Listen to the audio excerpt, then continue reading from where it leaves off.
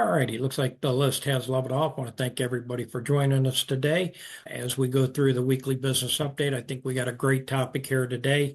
The turnover bug is hitting everybody, so we're going to talk about that a little bit. As always, if you have any questions, please put them in the chat or the Q&A. And without further ado, I'll turn it over to Jeff Walzak. All right, thank you, Ken. And as we always have to tell you every week, that eTruckBiz is not endorsed, sponsored, or anything else by FedEx Corporation. And now we always get a word from Becca. So there you go, Becca. Thank you. Hi, everyone. My name is Becca, and I'm the sales manager here at eTruckBiz. For those of you that may not know what eTruckBiz is or what we do, eTruckBiz offers business support services for FedEx Service Providers. So we know how fast-paced this business is. So the services we offer are meant to make service providers' life easier, all while making sure your operation is profitable and successful. So running a FedEx-based transportation company is no small task. We know the operational, financial, and workforce pressures FedEx contractors face each day. So rising driver turnover, constantly recruiting, onboarding, and then replacing drivers. This drains time, money, and momentum. Fuel and vehicle costs, having those unpredictable fuel prices and rising maintenance expenses eat directly into already razor-thin margins. Speaking of thin margins, revenue per step is being squeezed while every cost category climbs, leaving little room for error. We also have the increased Network 2.0 complexity. This is route overhauls, stop count increases, and new delivery models force rapid and costly operational pivots. Compliance and safety requirements. We have the DOT regulations, FedEx audits, and accident liability creates constant legal and financial exposure for the CSP. And last but not least, that administrative burden. Payroll, HR, scheduling, and reporting all fall squarely on the CSP with zero support from FedEx. So this is why there is eTruckBiz. We exist to equip you with the tools, knowledge, and support needed to overcome the daily operational, financial, and workforce complexities you face. And how we can do this is our all-in-one business growth and support system, also known as BGSS, if you ever hear us say that. We have the Admin IQ program. This is created to eliminate that administrative burden. Performance IQ is to improve productivity and efficiency. Budget IQ, gain financial control. We have Safety IQ that is coming very soon. This is to protect your bottom line. And then we have the software that ties it all together, the system for everything. So here's how we do it. We don't just give you tools and wish you luck. We put experienced teams to work inside your business. So the hardest parts of running it get handled without landing on your desk. So Admin IQ, we have a whole team that would handle your payroll, HR, compliance every week. You'll never touch it. Budget IQ, we have the financial specialists that track dispatch profitability using FedEx cost models so you know your margins. Performance IQ, our operational coaches implement a standardized framework replacing guesswork with measurable results. And then our boss, which is our software that ties all three teams together into one dashboard. So one place to see everything that truly matters. You are running your business, but our teams can run everything else. So you can build the business you want.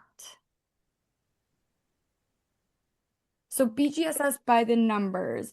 Right now we have over 100 clients on the BGSS programs, and out of these clients, we've improved their budget by 1.7%, and they see a 20% increase in operational efficiency. So if you're interested in learning more, and if you want to get more information on any of those programs, you can get a free budget and expense plan. You can scan this QR code, email me, becca@eTruckBiz.com. Even if you just have a quick question about any of that, please get a hold of me. I'd love to talk with you about our programs and discuss anything more of that sort. All right, very cool. Good job, Becca. And guess what? I think we have a special guest and a testimonial from Mr. Bob. Where are you at today? There you go. I'm up Where in are you? Lewiston, Maine today, and there's no snow on the ground. Well, that's a plus for sure. No question about it. And I understand that you have one of our recent BGSS clients. How you doing, Mr. John? Doing well. So a lot of people have questions about the programs and whatnot, John. So you're a multi-facility guy, right? Yes. And let me ask you this. How can you tell us how eTruckBiz and the business growth and support system, the different IQ programs, how is that helping you run your multi-facility operation? Yeah, it's really helped to eliminate a lot of the back end tasks that take a lot of time.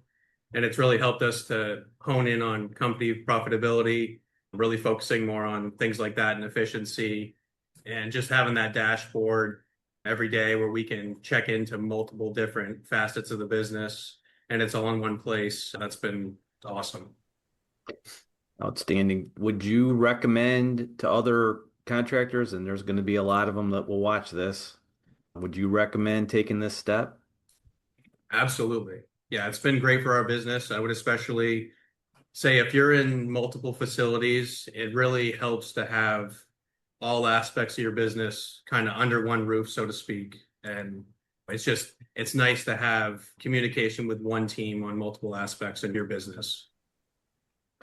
But no, today we're working on the DRO, the FRO.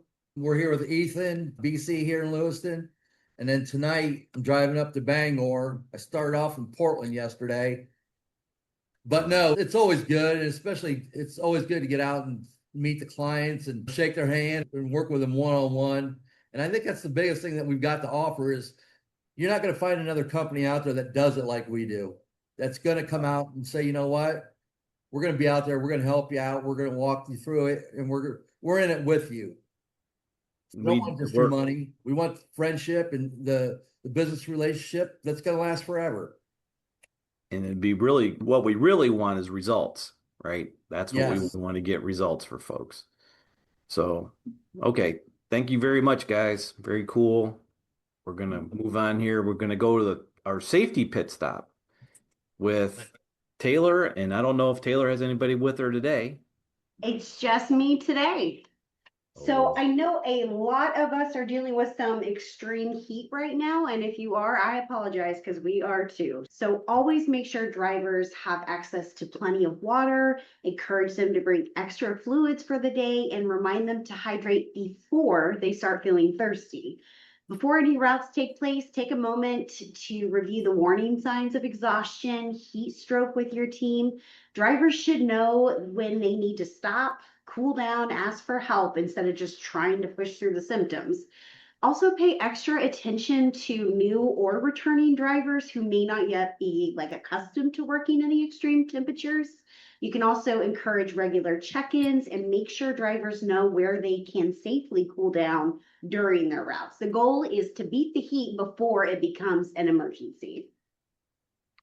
And also, coming up next week, those of you in the New York area, anywhere in the New York area, we're going to continue our Network 2.0 series on the contract negotiation and operational experiences folks have gone through for 2.0. New York is about to go through 2.0, I think, for the most part. August 19th, I guess that's Wednesday, 3 o'clock at the Holiday Inn Express in my favorite place on the planet, Mazpeth, New York. Basically, that's Brooklyn, Queens area. So if you get a chance, stop on by and we'll talk some Network 2.0. So that'll be right after the Impact Solutions training class or qualification certification training course that Todd will do next week. So those have been pretty good for us, and we'll see you maybe next week in New York. Anyway, look at this. Robots loading. I thought of this in 1986. Why didn't we do this? We could have had robots loading the trucks. So that, I don't know, there's that. It's pretty cool. Another thing, just we added today, there's going to be an easy route for those of you that want to see the driver app and easy route after this session, we're going to have an easy route demo. There's lots coming, lots of things planned very soon for easy route. So you'll want to see what's going on there. All right, as we always do every week, we want to look at the volume from last week. Looks like pickup stops are down a little bit more, but the packages are up. Okay. Delivery volume looked like it backed up a couple of percent. Not sure everybody saw that or whatever, but that's not so good. And productivity. Oh no. Down almost 0.5% there, Ken.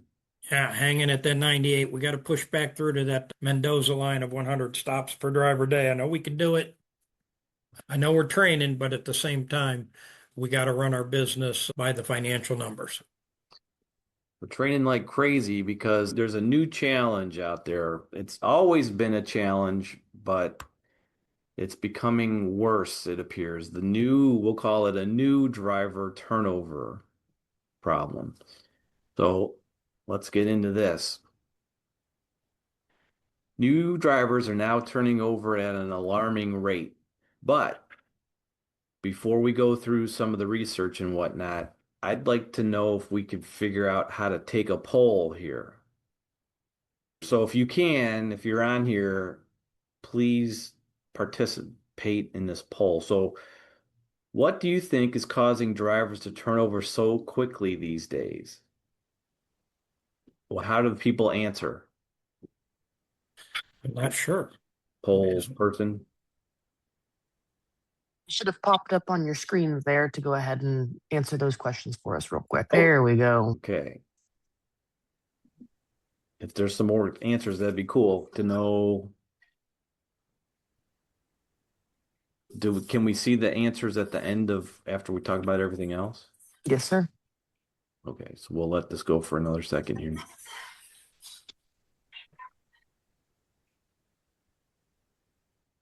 Can they see the as it's going right now, or do they have to wait till I do the thing? No, when I end it, we'll show it. So what do you think needs to be done to slow down the turnover issues? What do we need to do? And then the third question is, what would your drivers who have stayed a long time say is the reason they stick around? So there's turnover at the beginning, especially now, but the folks that have been around a long time, why are they still around? Right? All right. So let's see. I think we can go ahead and end it here. I'll go ahead and end it. You end it, I end it. You end it. There you go. Okay. So I guess it's not on the screen anymore. So it looks like, why do we think it's happening? Driver pay scales. Driver pay. Right? Followed closely by poor culture, work ethic. Folks think they should get paid a lot to do nothing. Right? The next question said, what do we think needs to be done to slow it down? Better candidate screening came in first. It's all about pay, but it's not, which is what we're going to see here in a second. And then what would your drivers say? Why are they sticking around? The folks that have been around, it's a tie. It's all they know and they're comfortable with, and they like and respect the leadership and they feel valued. So let's look at some of the numbers. Can you see this screen with this guy driving here? Yes. All right. So here's the deal. The turnover problem is real and getting worse. 30 to 40% annual turnover is unsustainable. 1 in 3 drivers quit within their first 90 days. By day 180, we've lost nearly a quarter of the new hires. That's no good. Essentially replacing half of the staff annually, right? So when you do some research, you'll find that many turnover experts would tell you that it isn't necessarily about finding better people. It's about a system that's breaking them down before they can get trained. Okay. Now, what do we mean by that? Well, before we look at some of the reasons, let's look at some of the costs here. Just recruiting and onboarding somebody costs between $1,200 and $1,800 per hire. That's certification, background checks, admin work, interviewer time, all that stuff that somebody goes through just to get to the point where you're at the end of the recruiting process is expensive, right? If you get a new hire and they last 45 days, how many of those 45 days, what is that going to cost? $7,200 before productivity ramps up, right? $7,200 before that person even really becomes a real driver. And some people would say, well, some people can learn this whole thing in a couple weeks. Yeah, maybe, but does everybody, right? So if you add it all up, one person quits early, we'll call it within 45 days, it adds up to $8,700. So when somebody comes in and goes back out the door, $8,700. So if you're running a 30 to 40% turnover, you're cycling through 3 to 4 new hires per, oh hell, more than that per year. But that's $20,000 just in this part of the turnover process. So what we're trying to say is expensive as hell. Now, the other thing is these expenses don't necessarily show up as a line item on your P&L. You can't just go there and say, well, it cost me X amount for turnover, because that's not how it works. So what are some of the reasons folks turn over early? Oh my gosh, you really have to work delivering packages, right? And picking them up. So some of the things are 150 pounds, whatever, 150, 200 packages a day. Who told me that was going to happen? In and out of trucks, lots and lots of times per day. How many hours they work, right? So did they sign up when they went through the recruiting process? Did they sign up for an 11-hour day the first day? A lot of those folks are going to be out there saying, yeah, man, this is never going to end. Anyways, new hires work 10 to 12 hours a day, usually, unless they quit within an hour. If you take how many hours they work and divide it on the first few days and divide it by what they're getting paid, a lot of times what they'll do in their mind is they will think, poof, I worked for 10 hours and got paid $160 at 16 hours. I could do that at McDonald's and not be sweating my butt off like this, right? The pay structure disconnect. So if, this is real important, if a new person comes on and they're getting paid 140, 180 bucks a day, our seasoned drivers get rewarded by day pay. Why is that, Ken and Bob? Because they get done quicker. In their mind, they're getting done in 4, 5, 6 hours or whatever it is, and they're taking what they get paid by the day and divided by the hours they work, and guess what? They got one over on you, Mr. Service Provider. And I don't know if they think about it, if they got one over on you, but they're thinking about it, well, I just made 35 bucks an hour today. That's a good way of doing it. But then the new guy working 10 and a half hours plus that we just said, they're going to look at it a different way. So it's this thing where day pay bites us in the butt. Again, another reason to use hourly pay structure, right? So if somebody works 12 hours their first day, they're going to get paid for 12 hours their first day. Now, it's our job to manage that, is it not? Absolutely. Yes, it is. And should I expect my first guy the first day working 12 hours? Hopefully not. Why? Because somebody should have went with that person to keep the pace up, to help them out when they have questions of what's going on. Is it hot? Yes. Is it cold? But we have to train the folks that way and not get them out there in the truck for 12 and a half hours their first day. How many times has anybody hired a new person, they get out there in the truck first 2, 3 days, and they're out there for 12 and a half hours. You're like, man, that person's not going to make it. Why? Because nobody's helping them. Nobody's showing them what to do. Okay. Dave Parrish made a good comment on that. Says, when you try to hold someone accountable, but you've never trained them, you create a turnover. Your expectations were never communicated with knowledge of how to manage the workloads. It's the old system of just putting a butt in the seat. And that's really what we're trying to say here is when it's hard when you're turning them over this fast, you can't be with every new person, right? It's hard. If you're one trainer, and how are you going to get into 3 other trucks and whatnot? It's difficult to do, but at some point we got to ride with somebody and keep that one person from turning over because that'll slow us down a little bit. All right. Third reason, and I'm not going to spend too much time on this one, but it's what we'll call the benefits gap.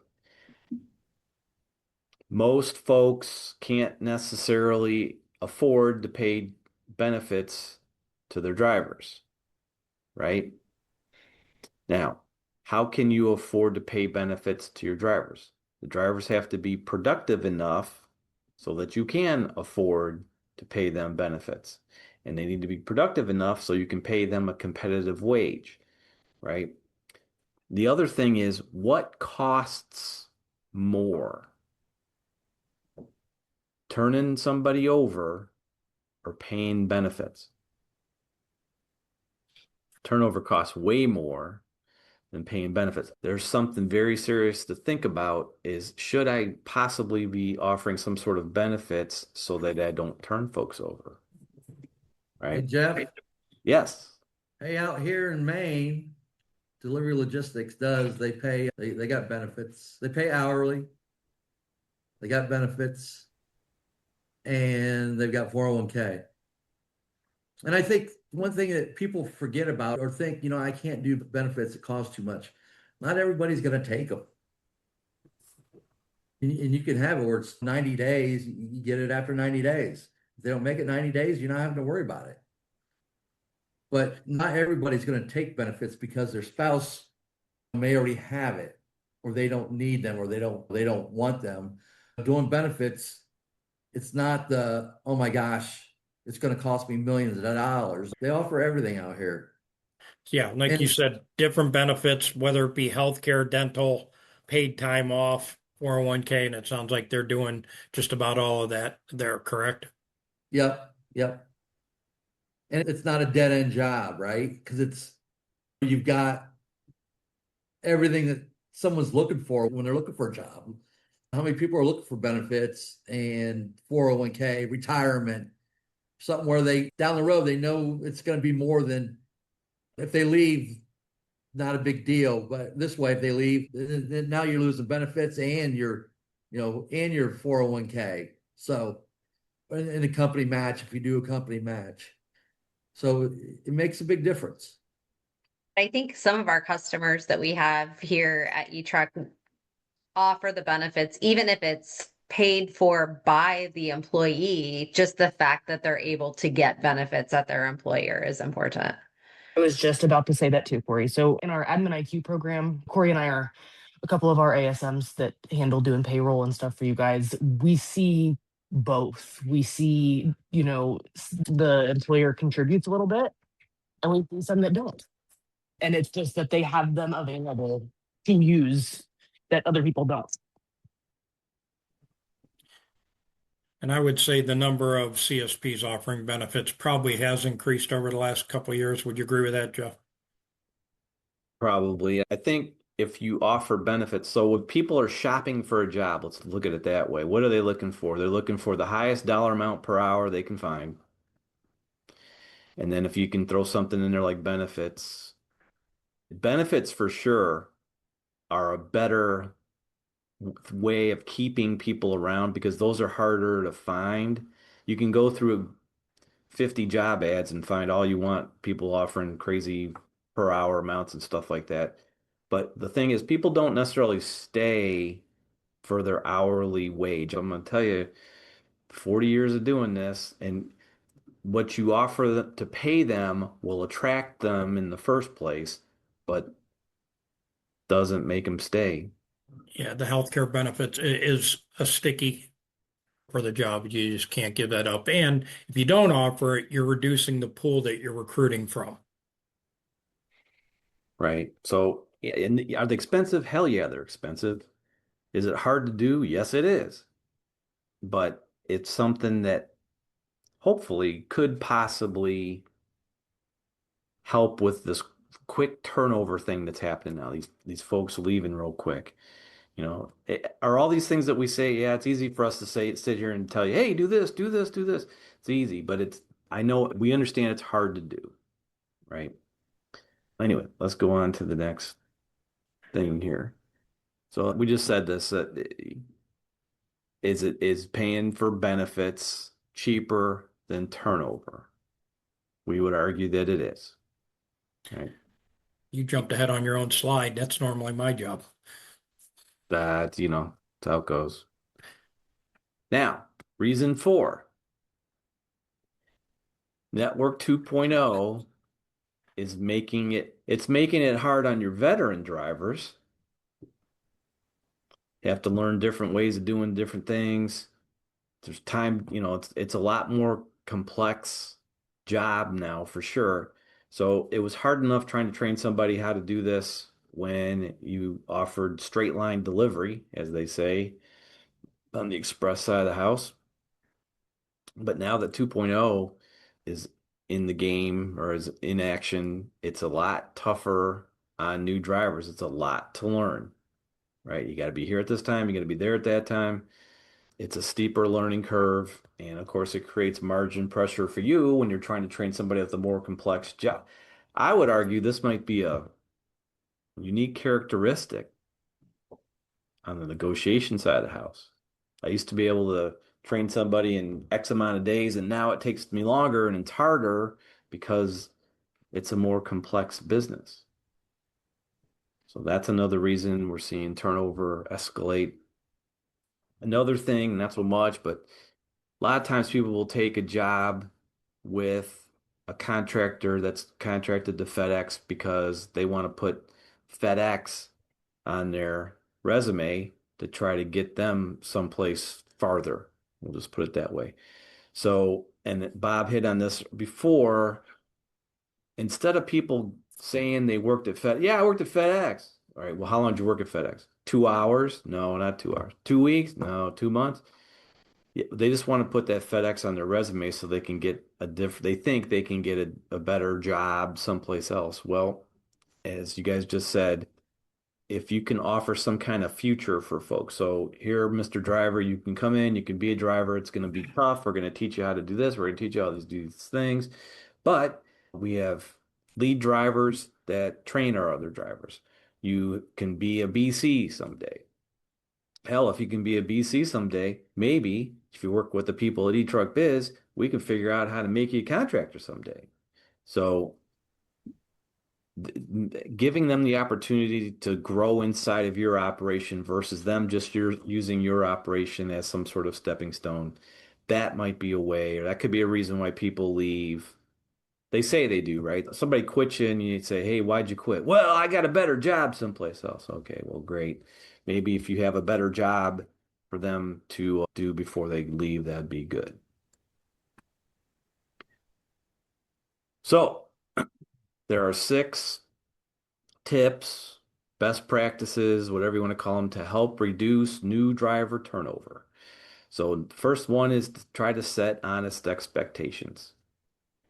That's tough when you got 2 open routes sitting on the floor, right? Hey, folks, this is going to be hard. You're going to work hard. You're going to sweat. It's going to be hot. So anyways, set honest expectations. Hopefully we'll head off turnover. We would suggest paying trainees, those of you day pay people out there, we would suggest paying trainees by the hour. What do you guys think, Bob and Ken? Absolutely. And maybe Mr. Otherwise, Dudley. they're going to do the math themselves. Let's ask, hey, Bob, is John still there with you? Yes. Yeah, we've paid hourly from the beginning, and we certainly have had success. And I think for 2.0 in particular, there's more complexity. People are going to be needed later in the day. And we do have some daily pay contractors in Maine, and their drivers tend to get back earlier. So I wonder how that's going to translate in a 2.0 world. So yeah, like I said, we've always been hourly and it's worked out well for us. You do have to watch your overtime, obviously, but as long as you can manage that, I think it's the preferred way to pay. I think you nailed it. It has to be managed, but it's probably a better way to go, right? Hey, Jeff, there's a kind of a question that goes on here. It says, can you pay employees different methods of pay like that? People do. Some of those are absolutely killing their own business because they're going to give the stop pay guy the easy stuff and then the hourly pay stuff guy the hard stuff. And then really what you're doing is you're paying a lot more to get the packages delivered. So you I got to think be what I'm thinking is like you get paid by the hour for the first 60 days or something like that. And then after that, but if that's what you want to do, that might be a way to do that so that they don't think they're getting gypped. what hourly, John, maybe John can answer this. What hourly wage do you recommend for trainees? Is there a graduated pay scale? Of course, it's always going to depend on what your location is as well. But go ahead, John. Yeah, we don't really start trainees any lower. We just started at our advertised rate and then we move them up about a month in after some training, maybe $1 an hour. And then from there, it's all performance based and safety based as to whether or not they get additional raises. Anyways, as we also said, offer some benefits. That might be a way to reduce new driver turnover. Here's another thing we see a lot is why do we have a guy out there on his first day with 200 stops?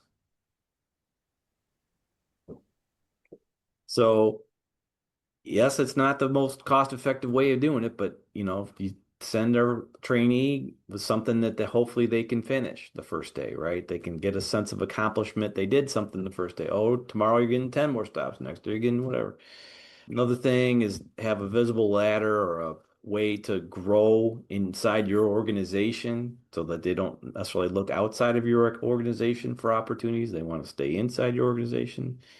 Then, of course, we want to make sure we're talking to our new hires. And if you ask me, I think this is probably the biggest problem, not necessarily with everybody out there, but with some of us that are experiencing really bad new hire turnover.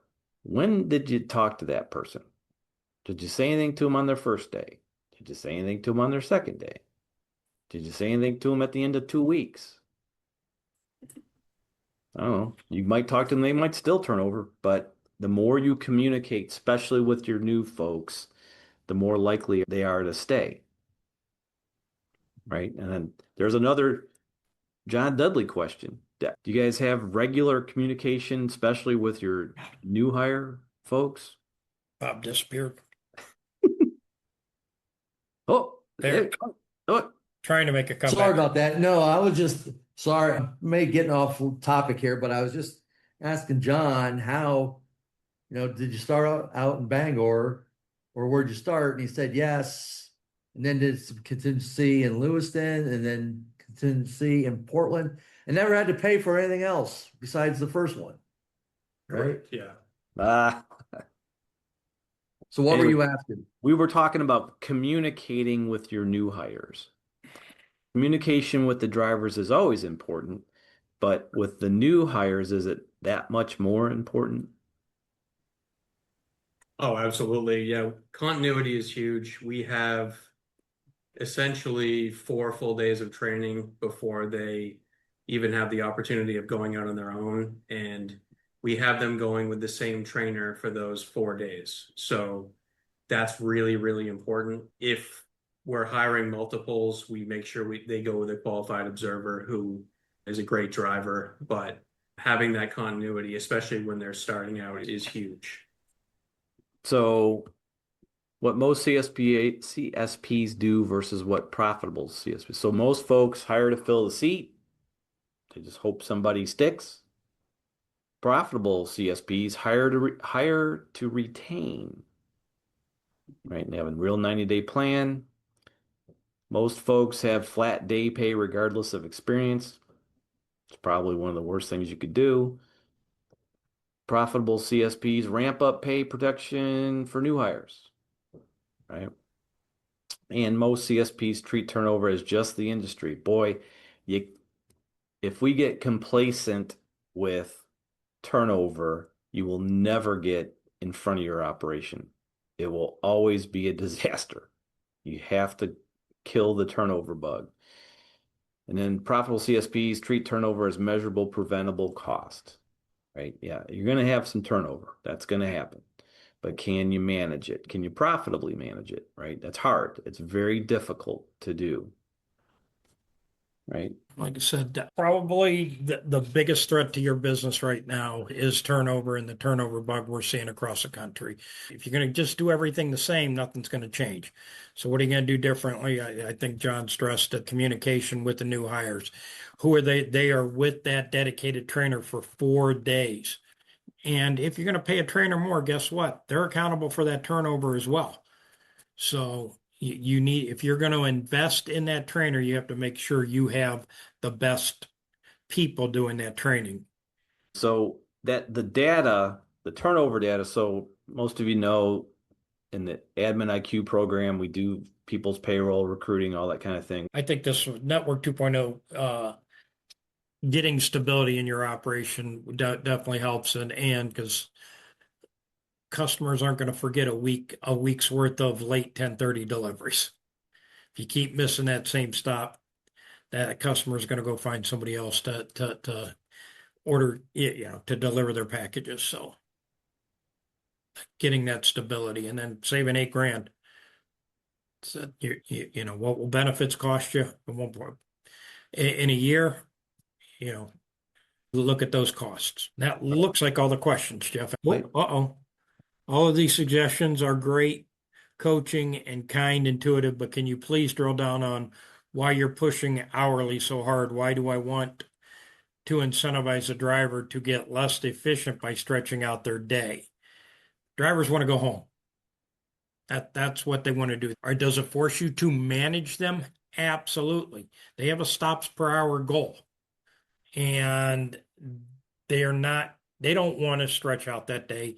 They want to know that I'm going to work between 7.5, 8 hours and 9 hours in a day. And how do you do that? You balance it out. And they're covering a shift. So you give them a finish time. Well, I don't have to give them a finish time if I pay day pay. Okay, well, just like that new hire, if he's working 12 hours and he's only getting he's going to figure out the hourly rate. So if they start to stretch it out, that's a management issue. That's not an employee issue. I don't know, Jeff, you want to add to that? Or John? Yeah, and two, the contract works if you're on the road 8.5 hours, and up here, the drivers are on the road 8 to 8.5 hours for the most part. So it works, but you can't have them on the road for 6. They want more money. They have a goal of 15 stops per hour and they want more money. Okay, I give them 9.5 hours worth of work. They make more money. But you got to give them the work and they got to do the stops per hour that that route. How exactly do you manage it? Every hour, every day. That's right. You manage it. This is a business, guys. This isn't what this guy wants to do, that wants to do. Everybody wants to do what it's a business. The numbers only work when you get the productivity you need out of the drivers. If we let them go out for 6 hours and they make $35 an hour from you, the business doesn't work. I mean, we have to manage this business. We can't let it happen. If you let it, FedEx isn't paying you in a manner. They're not paying you a salary. They're not paying you in a manner that it doesn't matter what happens every day. It does matter what happens every day. It matters how much dispatch yield you generate per dispatch. It matters. And we can't, when we miss one or miss a day or whatever, it's gone. It's money gone. We can't necessarily make that up. We can with better productivity, but that's going to be tough to do. That's the thing about this business, folks. We say it all the time. We have to watch what's going on in the trucks. We have to understand the numbers behind this business. Would you agree with that, John? Oh, absolutely. I think, as far as the hourly model, I'm seeing some of the comments along the side here, and I can see why there's hesitancy to move to an hourly model, but you do have to actively manage it. We've made a calculated decision that we're going to pay a couple dollars an hour higher than a lot of the other people in some of these terminals, and we're able to hire and retain some of the best talent in these terminals. So yes, you have to manage their in time, but ultimately, if they're paid more, they'll be willing to do an 8-hour day, and they're making enough to make it worth their while. And we're able to capture the 8 hours on road that we need in order to be profitable. So, and we're always thinking about, our 2 or 3 least productive drivers. If we need to replace them, we're going to be hiring to do that. So I understand why that's a concern for daily pay contractors, but I think if you manage it correctly and you have the right BCs in place who align with your goals, you can make hourly work very well. And now even, with the IQ programs, they're not having to do any of that stuff. We've taken all that off their hands. So now the BCs have got time. And we talked about earlier, and Ethan that was here, he's like, yes, it's great. I have so much more time to do, to work on the plans coming up versus having to do the little stuff in the background that frankly, an operations guy doesn't want to do. So it just makes it easier for them to manage it. And then John, you guys give their raises are performance based, right? So somebody who's going to do 22 stops per hour because they have the ability to do that compared to somebody who 18, that 22 stops per hour guy might make a higher hourly wage. It's performance based and safety based. We tell everybody that we interview, seniority and tenure matters to an extent, but ultimately our drivers, we're not going to hold somebody back as far as pay because they've only worked for us for a year. We have people who have worked for us for 1 year who are making as much as the people who have worked for us for 5 years. So at the end of the day, all that matters to us is driver productivity and safety. And if someone masters that in their first 6 months, why shouldn't they make the same as a guy who's worked for you for 5 years? That's Absolutely the way we look at that. If you make $5 a stop and a guy does 15 stops per hour, that truck's going to generate $75 an hour in revenue. If I do that times 6, that truck's going to generate $450. Okay, now if I do that times 8.5, that truck's going to generate $637. Therefore, the driver's going to make more, the truck's going to make more. That's why the hourly pay, you're paying for that work performed for the number of stops per hour because that's going to create the revenue.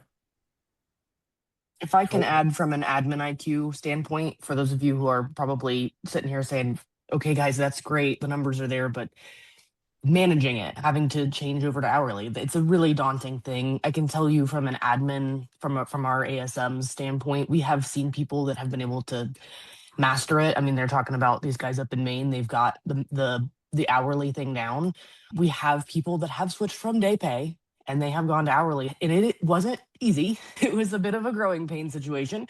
But I think one of the big things is that we keep saying manage it. And I think that for some of you, it might be a little bit of a more daunting task, because if you do change over to hourly, that might open up the can of worms of, well, can my BC manage that? Can they effectively manage the hourly drivers instead of the easier way of the day pay? And in that case, it might be a harder discussion of, do I need to maybe change up my leadership a little bit to align with that? I know Mr. Dudley up there said they've got managers that have the same mindset that they do. I mean, and in some cases, guys, we've seen that where they've gone to change to hourly and they had to change a couple of BCs too, because they weren't aligning with where the business needed to go. And unfortunately, that's a harder thing to do. But in the long run, those companies have stuck around for a really long time and they got out of it what they wanted. So I know it's daunting, but I promise you it can be done.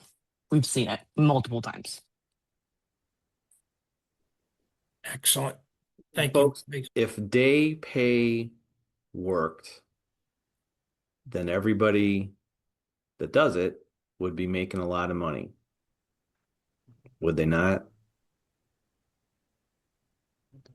What's the biggest complaint by far of contractors across the country? They don't make enough money. FedEx But doesn't pay them enough. we're paying them by the day, and apparently it works, I guess. No, it doesn't work. It's not And what the guys in the brown trucks do for a reason. the guys that I see that move over to hourly, we talk about they got to be out there 8 hours and things like that. They also have to, FedEx doesn't pay you to have 10 drivers on the payroll and you pay 10 drivers every day, right? Like Jeff and Ken were saying, it fluctuates with the volume. So just because you have 10 drivers that day doesn't mean you should be paying all 10 of them. FedEx isn't going to pay you to do that. So we see that too. And that's what Bob and Ken are really good about helping, fluctuate with that volume. But, that also goes with the hourly thing. Hello. All starts, you guys, with a free budget and expense plan. If you're interested in getting on the path here, this is what the budget and expense plan does. It's at least it's a start to try to get you thinking, in the business way of running the business, not necessarily just getting it done. Okay, is that it for comments and whatnot, or did I miss Yeah, something? we had somebody that asked, Oh. it says it's a daunting process going hourly. Will you provide some references, people who have mastered this that we can ask questions? Absolutely. We have a couple, don't we? You're looking at one of them right now. So. And then our man up at Desert Fox would also went through this as well. There's a lot of people that would tell you how they went through it. None of them would tell you it was easy. Wasn't easy. No way in hell it's easy. And you don't do it all at once. We used to Guys. teach a class. Gary Wade would stand up. If you're thinking about going hourly at once, he held up a stop sign. Don't do it all at once. It's tough. You got to recruit. The first thing, when you do make any change in your operation, especially 2.0, going hour to hourly pay, whatever, you got to build the bench, and that's harder to do these days than it's ever been. I mean, we're not saying that it's not. It is difficult to recruit folks, but part of recruiting is trying to hang on to what you got as well. If we can do that, if we know we're going to go through a change, let's see what we can do about hanging on to who we got. But when you go to make a change, the first step is we got to have, because guess what? When you go to the guy that works 5.5 hours a day and say, hey, dude, we're going to hourly pay. And the first thing he's not going to say, well, you're going to cut into what I'm making. You know what he's going to say? I can't do that because I got to pick up my kid at the bus stop at 2:30. And I think Yeah, John had something to they say asked too. who they could talk to and how they can get in touch with them. Who do you want them to contact in order to get in touch with one of the folks that are doing hourly pay? Yeah, I'm more than happy to talk it through with anybody that has questions. I didn't transition from daily pay, but I'm more than happy to talk about the hourly model and how it works for us. The best thing to do would be to contact Becca, and Becca can sort it through and try to get you directed to whoever you need to talk to. Is that okay, Becca? And Yeah, John, definitely. and John, they talked about managing the overtime. Have you thought about 410s or something like that? And that's always a way to reduce some overtime. But how do you kind of manage that overtime process?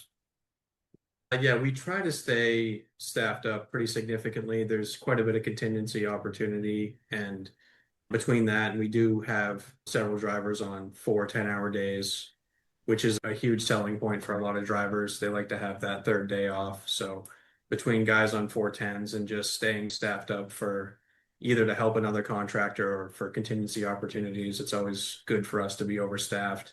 And ironically, that actually keeps our payroll a little bit lower by being overstaffed with an hourly model. Excellent. And if you're worried how other contractors are paying in your building, the other contractors in your building aren't affected. They don't have your business model. So you can differentiate yourself. That was all kind of last comment. Differentiate yourself. The 410s is really a great way to differentiate yourself. Like I said, people love that 3-day, was it a 3-day weekend or however you rotate it, it's going to help them. So lots of great feedback today, huh, Jeff? Yeah. Yeah. And I'd like to thank John for jumping on. I just 5 minutes before the webinar started, I said, hey, John, he's like, what? I was like, I need you to do me a favor. He's like, sure. I'm like, great. He's in now. And then I called Jeff 2 minutes. I said, Jeff, we got Looks like you're buying dinner show. tonight. So thank you so much for being on. We appreciate it very much. But yeah, it's always good getting out and meeting the clients and being out in the field and, just, put a face to it, to a voice and just watching them succeed. That is the best thing Yes. we could ever Yeah, ask for. Their success is our success. So thank All you. righty. Well, great one today, and we will be back here next Tuesday. If we don't talk to you before then, please have a safe and profitable week. Thank you very much.